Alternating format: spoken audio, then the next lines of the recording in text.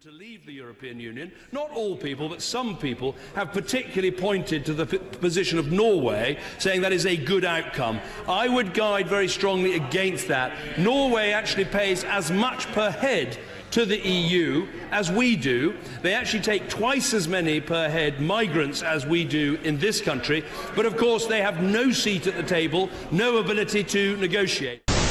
The point he'll make in the next couple of days is he doesn't want us to be like Iceland or other countries like Norway, on the edge of Europe, but not actually part of the European club. He'll say there's too much cost and not enough control. Norway pays as much per head into the European Union as we do. When it comes to migration, they actually have many more people coming to live and work in Norway than we do.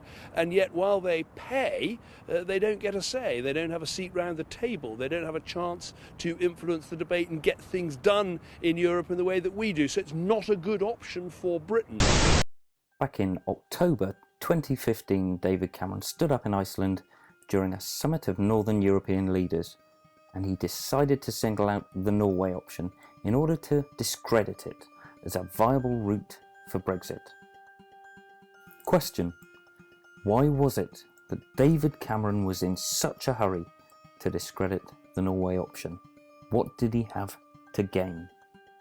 The suggestion is that EEA Efta members like Norway must accept the full body of EU law, but under examination it simply is not true, and you can check that for yourself.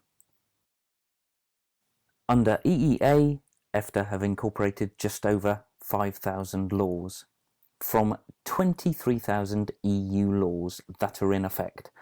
That makes it around 21%.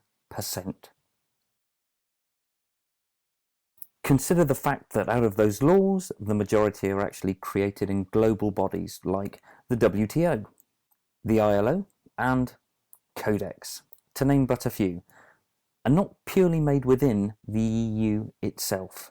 What does this mean for Norway?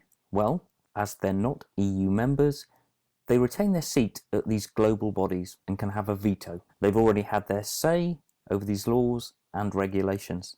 And there's more to this. When laws are incorporated into the EEA Efta arrangement, Norway get a chance to veto them once again.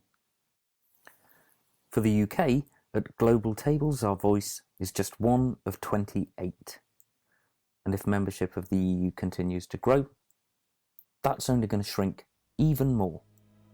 And we lose our right to veto as we're forced to cede to the common position of the European Union. But that's just one issue amongst many. With the excellent work from the EU Question blog, let's take a closer look at the EU versus Efta situation.